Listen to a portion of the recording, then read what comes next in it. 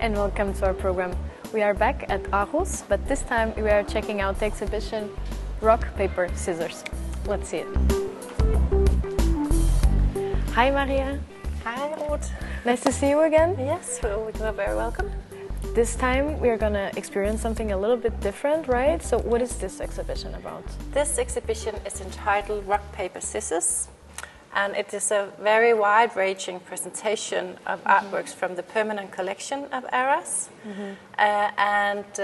We have been curatorially decided to, select a lot of different kind of artworks that all had like a very experimental and playful way to work with the artworks. And then we came up with this title Rock, Paper, Scissors that are referring to this well-known children's game where rock beats scissors and scissors beats paper and paper beats rock. And then from that idea we've created 3 spaces with these 3 categories, but not so rigidly. So that's why in the first space here you see a majority of rock-based artworks mixed with a few paperworks as well. So let's just say that this is the space where rock wins the battle, in this case, so cool. over paper or scissors or whatever. So it's more like an abstract idea that we thought could be a nice umbrella title for this curatorial take. I'm curious to know if there was any other ideas, because so the idea of being playful was before this rock, paper, scissors. To be honest, idea, right? It was me. I had to curate this exhibition together with a colleague of mine, and because we had to do it together, we were like, okay, let's do it like dialogue based. Let's go down to the museum vaults, like the magazine down in the basement. Take a look at what we have, because digitally it can be like a big task going into everything, because there's so many works in the collection. How many? Like out of curiosity, do you know? Out of curiosity, I think we have around 500,000 pieces, and lots of them are based on paper works. Okay. But also sometimes you have to see it first and feel it and reflect. And so we handpicked some of the pieces that we really liked, and also we realized there was a large collection of paper works, graphical works, very delicate works that hasn't been shown before. For example, there was a nice piece by Sam Francis, a big jewel in our collection of one of the American abstract expressionists, but also other pieces going back in history. But also we had some new acquisitions by contemporary artists. So we wanted to create like an exhibition introducing a dialogue between current voices, the contemporary artists, and past generations. So that's why you see a lot of artists, especially from the 70s or the 60s, the 70s and the 80s, in dialogue with a selection of contemporary artists as well. Because within that period of art history, they kind of challenged the art historical traditions, or the art traditions in general. They wanted to, play break a bit free and be playful and introduce new materials, new expressions that kind of shaped a traditional way of understanding what art is.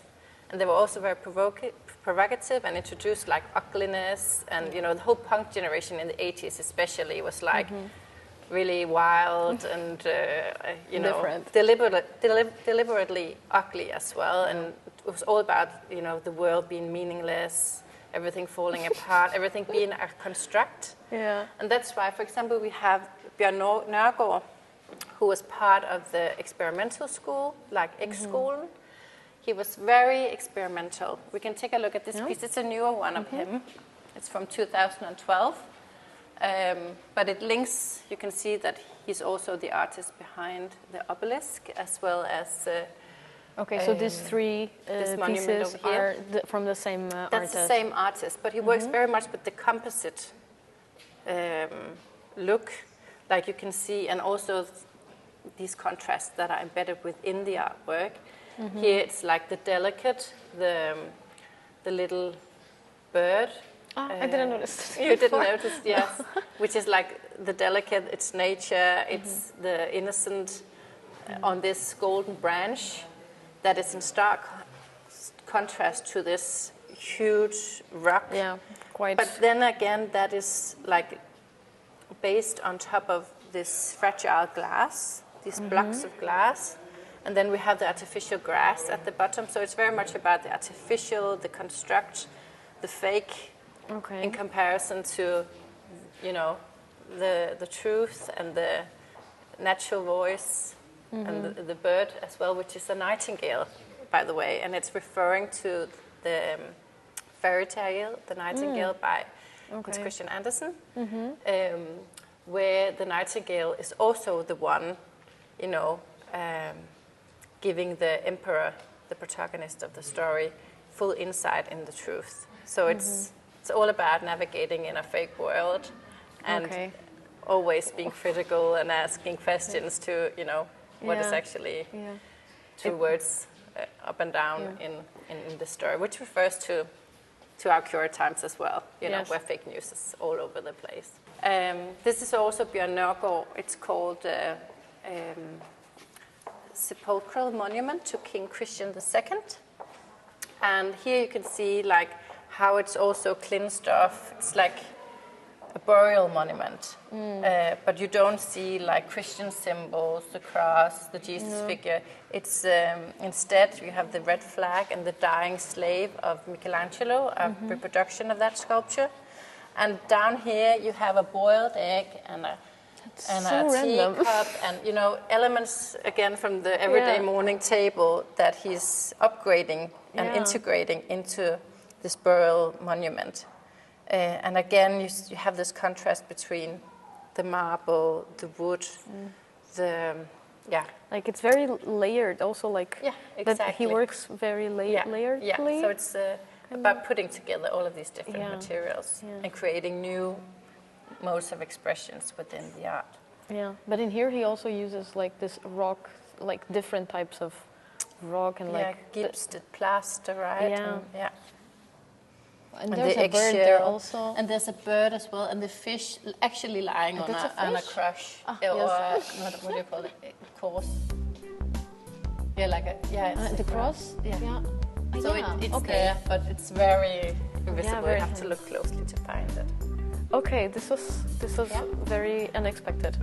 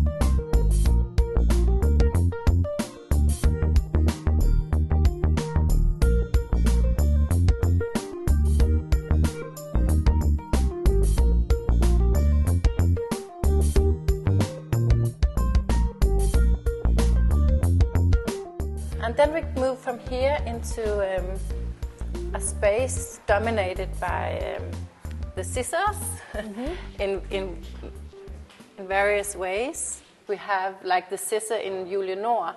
You can see it, it's directly painted or drawn into the motif. But then it's mostly collages, like the tone, the cutouts. It can be assemblage, something that's been ripped off. So it's not like clearly it's not a scissor, but you can assume you can assume that it has to do with the scissor in terms of the tone or the cutout. Or you see the scissor in the middle of the drawing, but it's like these paper dolls cutouts that she's working with, and that is set in this partly idyllic environment with the house and the beautiful garden filled with flowers and these little birds in the trees singing, and then the doll in this doll house kind of like environment or interior with the flower wallpaper in the background as well. So there's a lots of details to go explore. Yeah, definitely. And you always find something new, like new details. Yeah, like I see it more as like this is what's inside and it's kind of hidden. No, I just wanted to, like, because Uge48, she's very inspired, like, by the illustration of children's book in the 50s, as well as horror movies. Okay. So of course, that's so weird. You know, next to all of this idyllic scenery, there's an element of horror also embedded within the artwork. And here you can see these screaming mouths, eyes with, you know, blood sheds inside them. Something nightmarish. It's very, but it's also something, as you said, internal, maybe nightmarish in a sense.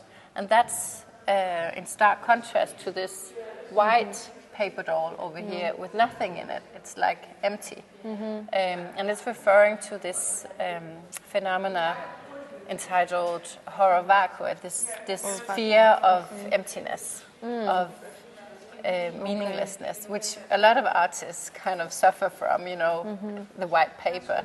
You know, you need to put something in there. We want meaning. And then this is what she does. She has this, what they call it, meningsmøller in Danish. It's like lots of details, lots of imagery, lots of things that it's almost too much noise at once to take in at once. Yeah, so there's a lot happening. Really, it's a lot of things happening all at once. But this is very typical for Uge48. And then, of course, she has this characteristic young girl, the child, who has some special insight in truth, in innocence, but at the same time, she's a bit devilish. Yeah, especially holding the scissors scissors like that. So there's also this element of, you know, horror, and especially horror movies with a protagonist of a child being the actual killer of the movie. So it's in that sense, it's both very charming and fairy tale-like, but also it's a bit intense, scary. In the 80s, we have the young wild, like Peter Bunde, for example, who was like part of the punk generation, saying everything is meaningless, the world is ugly, and then he's created these plaster sculptures that are done, you know, not very thorough or just like a shape. But quickly, exactly. But still, he's trying to create some kind of order in the nonsense or in the meaningless. So it's all about the absurdity of modern modes of living, etc. And also questioning, like, what's the role of aesthetics? What's the role of art? You know, if it doesn't have something important to say or express or criticize, you know, what's the purpose of it all? So it's I see. I don't know if this makes sense, but in this case, I see that this just shows that it's all the same inside, and then outside, people just put kind of masks. Or you can interpret it like that. It's kind of makes you think of like busts, for example. If you see these sheets of paper, these collages as faces, if that's what you mean. Something like a mask you put on Yeah, but now that you mentioned the artists, maybe this is also, I don't know if this makes sense also, but yeah, that the inside of them is the same, but they just express it in a different Yeah, it's way. very uniform in that sense, like, Yeah, so there's some kind of systematicism embedded within. But it's a bit piece. unsettling how it's so systematic and at the same time like very chaotic. Yeah.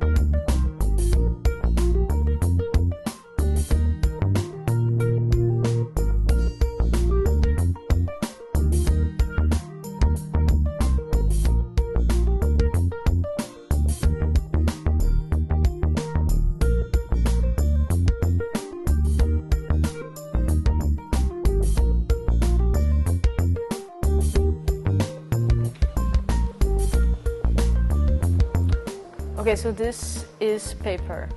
This is paper. Right? Now we're moving on to the last category, which is paper. And again, don't take it so literally. Yeah. But at least here we've shown some of our graphical pieces, prints, but also photography. And this big wallpaper here, the inflammatory essays by Jenny Holzer.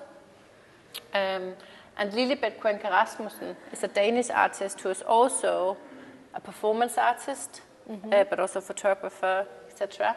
And she did this series of work back in 2011. It's called Afghan Hound, where she's been inspired by this dog race, the Afghan Hound, which has this long hair. This long hair. So this is dog. also hair again. So, but it's all about hair. Like Nina Bayer was all about hair as well. She works with hair also as a symbol, but of course referring also to the patriarchal cultures of the Middle East, for example, and also the Western stereotype way of thinking about Middle Eastern culture, for example. Like with long hairs? Yeah, it can be the long hair, it can be female hair, but it can also be long beards. Like she's wearing a beard herself, so she's like mixing. So this is everything it's is herself. her. Yeah, it's herself. Okay. So she's like playing with all of these symbols of hair. Yeah. And it's when it becomes feminine and when it becomes masculine. and it's a bit too much. So you can never like put her into a box. So it's like it's a playful approach. Yeah. But also provocating, that makes us think about, our own stereotypical thinking maybe, or, but it's also very deliberating. It's like hair all over, and it's like let loose in many ways. Very messy. Very energetic. And, yeah, that's a better word. Yeah. So very feministic in many ways also. And Jenny also... It's funny that you say it's very feministic, and she's literally wearing a mustache. Yes, she dressed up like a man, playing like... But it's still... But it's just to say that long hair is not only referring to a female, it can also be referring to, you know, elements that is quite belonging cool. to the male. So it's nothing is fixed or locked. We have to always set the mind free in a sense. That's really cool. The inflammatory essays that you see here. So each color is a different essay. This is a text-based work by the American artist Jenny Holzer, who was also began this project of, you know, she's writing these very strong text that has a lot of power, lots of emotion, lots of anger. She wanted to introduce like a new rhetoric for the public space, so she put up a lot of these text-based pieces into the public space as well. Like posters, kind of. Like posters, just like around the city. Around the city and everywhere. Yeah, exactly. Like graffiti, like it's. Okay. Yeah, not like graffiti, but like. Yeah, like public showing. Exactly. Not an institutional piece as such, but we have these 10 texts in our collection, and therefore we were allowed to order more text to fill out a whole wall of her. And of course, you need to give yourself time to go and read them. Yeah. But you can zoom in, maybe. I like this one. Like, don't talk down to me, don't be polite to me, don't try to make me feel nice, don't relax. So it's like very confronting and very really, you know, listen to me. I really have something important to say. All of this is like small pieces, right? Are they somehow connected? Like, is the topic generally the same? It's all different kinds of emotional reactions to her frustrations of being who she is, and about, you know, important issues in societies that we need to change, and, you know, so it's like we call it in opsang in dansk, like uplifting? I don't know. Yeah, just, you know, it's like, come, listen. Yes. Yeah. Okay. Like I forgot the word. Get attention. Yeah. Pay attention to this. Yeah. So it's very strong messages. Okay, but it's like based in personal experiences. Of course, she's talking from a personal position. Okay. Yeah, this is quite nice. And then we have also what you think is a paper-based piece, this card tower by Tony Mattelli, also an American artist. But it's not. Also filled with details like cigarette butts and pizza leftovers and beer cans that have been used or that are empty. But also it looks like, you know, a group of friends who've had like a fun night, you know, building this card tower, drinking beer, partying alongside of it. So this is like the leftover from yesterday, and it is called Yesterday, the large card tower. And you think, you know, instantly, okay, this is a card tower, but how does it stay like this? And once you look further into it, you can see it's actually created of bronze, these little cards, and then so it's not real paper cards. It's a bronze, made of bronze piece. Yeah. Okay. So he's what do you call it? Working within super realism. So it creates these sculptures that looks like something from reality, but in fact it's. Did he like paint the? I think they're printed. To be honest, yeah. Okay. Yeah, because they seem like very, very, very real. Exactly. And what about the pizza? It's also fake pizza. Okay. It has a long list of materials: bronze, fiberglass, steel, polyurethane, beer cans. So it's probably made of. Okay, so the only thing that is true is the beer cans. Yes. And I don't know about the cigarettes. And I think, you know, I even get in doubt sometimes. Yeah, they're made of bronze as well. They're not real. So weird. Yeah. Okay, I'm amazed. You're amazed. But you know, this is quite cool. If it was created a real pizza, it will mold, over time. So of course. But this is again, it's embedded with this element of surprise and shock, like a lot of the other works as well. Yeah. So it plays tricks with you. Yeah. I'm curious about this one. Yes, this one. This is a piece by a female artist called Kirsten Ortved, who has worked with newspapers, used newspaper that she's curled around and put up, rolled up into these like seagrass string kind of shape. So it's like a very minimalist piece of work, but again, with a chosen material from our everyday life, the newspaper, that is also like a symbol of something that has happened, like from the past. Filled with stories from this year. It's from 74 to 75. Okay. So it's layered with these stories from that time as well. And as you can see, the color changes over time.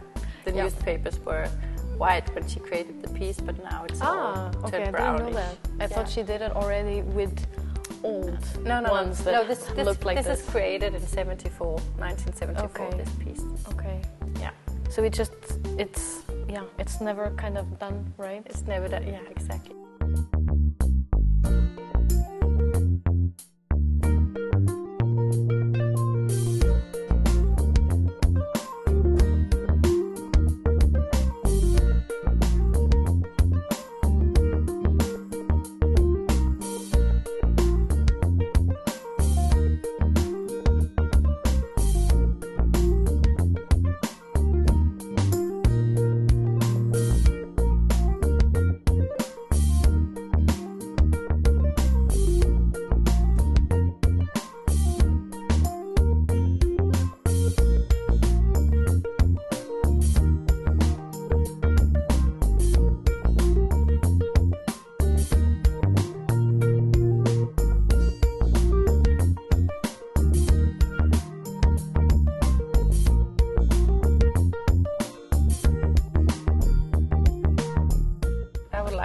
Invite everyone to come in and go explore.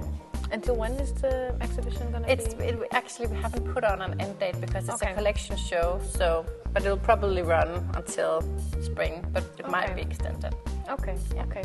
Perfect. Thank you so much for showing us around again. Thank you for coming.